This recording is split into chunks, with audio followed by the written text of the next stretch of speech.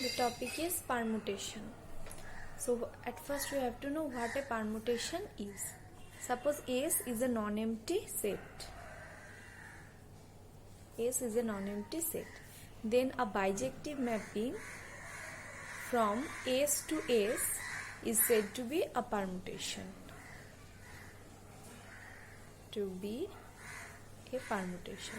That means any kind of bijective mapping from S onto itself is called a permutation. And suppose a set is denoted by this a1, a2 dot dot an. Then the permutation generally denoted by this first bracket a1, a2 dot dot an. Then f of a1, f of a2 dot dot f of an. This f mapping from S to S, this is called the permutation. Okay. So any bijective mapping from a finite, non-empty finite set onto itself is called a permutation. For example, if we take S equals this 1, 2, 3, 4. Then this mapping 1, 2, 3, 4. Suppose 1 is going to 3, 2 is going to 4, 3 is going to 1 and 4 is going to 2. This one. Okay. So this is an example of a permutation. Example of a permutation. There are few more permutations like this. Here I am saying that 1 is going to 3, 2 is going to 4 and so on. Simply you can say, you can create another permutation just by moving 1 moving to 2, then 2 moving to 3, 3 going to 1 and 4 going to 4. This is also another example of permutation. Okay. So this is how we define permutations on a set. Now here one question may arise, how many permutations can we define on a set? The answer is n factorial. If the order of that set is n, then the number of permutation we can define on that set is n factorial. Okay. So here S is equals 1, 2, 3, 4. So there should be total 4 factorial permutations. 4 factorial means it will be 1 into 2 into 3 into 4. That means 24. So this is one of these 24 permutations. Okay, this is one permutation. This is another among these 24 permutations. Like this, there are total 24 permutations could be defined on that set S equals 1, 2, 3, 4. Okay. Next is multiplication of two permutation.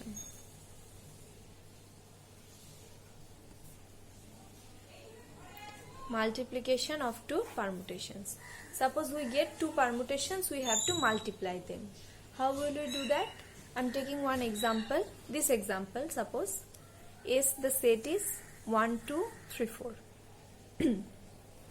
And taking one permutation as F equals this one 1, 2, 3, 4, 3, 4, 1, 2, and then another one G equals this 1, 2, 3, 4, 2, 3, 1, 4. Okay. Now we want to multiply them. F into G. So F dot G will be, we have to start from the right hand side. Okay. So we have to start it from G. Now check for G. 1 is moving to 2. Okay. Then where this 2 is going under the mapping F. Now check where is 2 in the first row. Here it is 2. So 2 is moving to 4. That is ultimately 1 is moving to 4 under this multiplicative mapping. Okay. So 1 is moving to 4. Next here check for the next example. 2 is moving to 3. Now check where 3 is going under this mapping. 3 is going to 1. Right? Ultimately 2 is going to 1. This. Next 3 is going to 1. And this, then under this mapping this 1 is going to 3. So ultimately 3 is going to 3. Next 4 is going to 4 and then this 4 is going to 2 under this mapping. So ultimately 4 is going to 2. So this is the multiplication rule. Okay. Clearly FG and GF both will be different. Let's find out GF. We already found out FG. Let's find out GF. So whenever we are trying to compute GF, we have to first consider that from the right hand side, that is from F. So let's start with F. Now under F, 1 is mapping to 3. Now check under G where this 3 is going. So under G, this 3 is going to 1. So ultimately 1 is going to 1. Similarly 2 is going to 4. Then this 4 is going to 4 again. So 2 is going to 4. Next 3 is going to 1, and under this mapping 1 is going to 2. So the ultimate result is 3 is going to 2. Next 4 is going to 2, and under this mapping 2 is going to 3. So at the end result is 4 is going to 3. Okay, this is how we multiply two permutations, FG and GF.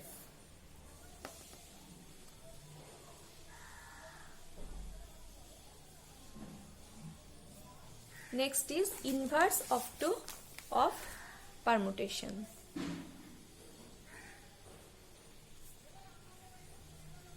Inverse of a permutation. This is very easy. Suppose we have one permutation F equals this one, 1 2 3 4 4 1 3 2. Okay. To find F inverse, what we have to do, we just have to interchange these two rows. Okay, so if we interchange the position of these two rows, what will we get? The second row will be first row and the first row will be second row. So it will become 4 1 3 2, then 1 2 3 4. Okay, now just we have to rearrange it according to increasing order. That is, at first 1 on the first row, there should be at first 1, then 2, then 3, then 4. Okay.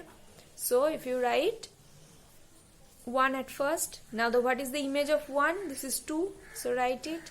Then 2 with its image 4, then 3 with its image 3, and then 4 with its image 1. Okay, this is the inverse result. Finding inverse of a permutation is very easy. Just interchange the rows and then rearrange them. That's it. Let's find out one more. Let G equals 1 2 3 4 1 3 4 2. We have to find out G inverse. So what will we do? We just interchange these two rows. So it will become 1 3 4 2, then 1 2 3 4. Now rearrange it. The first element will be 1, then 2, then 3, then 4. So here it is 1 already with its image 1, then 2 with its image 4, then 3 with its image 2, and then 4 with its image 3. Okay, this is how we find inverse of a permutation.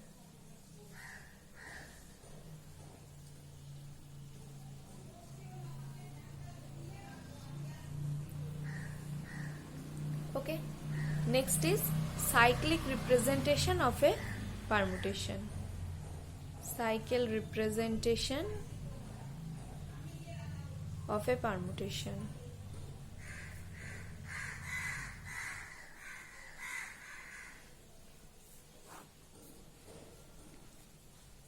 We are starting with an example. Suppose we get F equals this 1 2 3 4 and 1 3 4 2. Okay. Now whenever we are trying to make it cyclic representation or express it as a cycle, we have to check. Here it is 1 going to 1, so no need to put it in the cycle. Okay, whenever one element is going to the same element, that is the image and the pre-image both are same, then we don't put that into a cycle. So no need to write 1. Now next check the next element 2. 2 is going to 3, to some different element, right? So we will put that. So we will write 2, then comma 3. Now check where 3 is going. 3 is going to 4. That means 3 comma 4. Then where 4 is going? 4 is going to 2.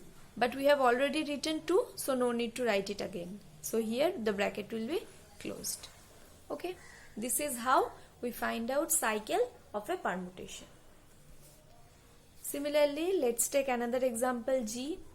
G is 1 2 3 4 1 4 3 2. Starting with 1, 1 is going to 1, same element, no need to write it. Then 2 is going to 4, different element, so we will start the cycle 2, 4. Then 4 is going to 2, that is 4 is going to 2 and 2 is already present in that cycle. So we will close it here because the cycle is closed here. 2 is going to 4 and 4 is going to 2. Okay. Now check, the remaining element becomes 3. We have to check for 3, but here 3 is going to the same element 3. So no need to put it into any cycle. So this is the only cycle representation of G, 2, 4. Okay. Next take another example H. This equals 1 2 3 4 3 2 1 4. Okay. Let's check. Here 1 is going to 3, to different elements, so let's start with that. 1, 3.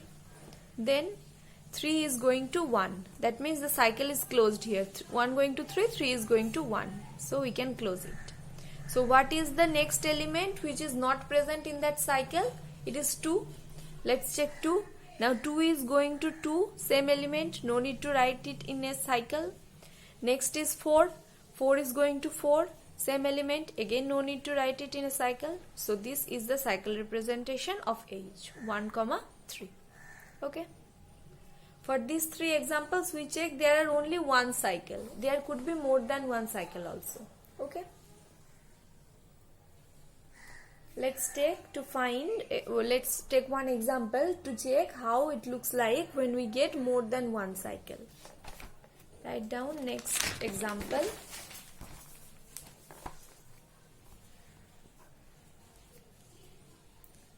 Let's take this example 1 2 3 4 3 4 1 2. Here 1 is moving to 3, different element, so we have to put it in a cycle. Then 1, 3. Next 3 is going to 1. So the cycle will be closed here. Next, the next unknown element is 2. Let's check for 2. 2 is moving to 4. So create a new cycle 2, 4. Then this 4 is moving to 2. That means this is already present in that cycle. So close it. Now check all the 4 elements 1, 2, 3, 4 is covered. So this is the cycle representation of this permutation.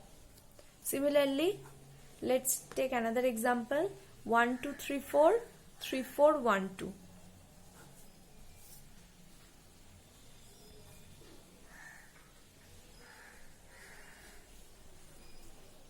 One is moving to 3, so 1, 3. Then 2, I have taken the same example, so the result will be same 1, 3 and 2, 4. Next. So this is how we find out the cycle representation of permutations. Okay.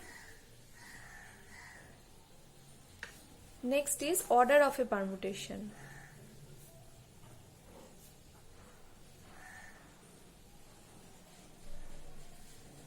How to find the order of an permutation?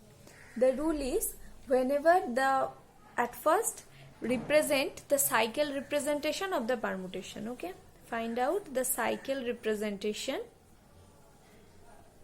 of the permutation.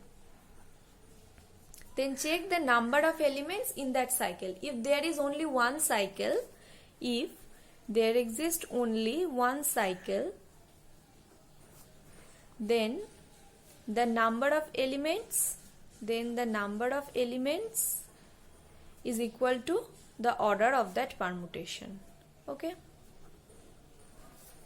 And if there exists more than one cycle, then LCM of the order of the cycles. Okay. So the rule is if there is only one cycle, then the number of elements will be the order of that permutation, and if there is more than one cycle, then you have to find out the LCM of that orders. So let's take one example. We have already find out few examples on permutation. So let's take one bit among them. Find the order of this one.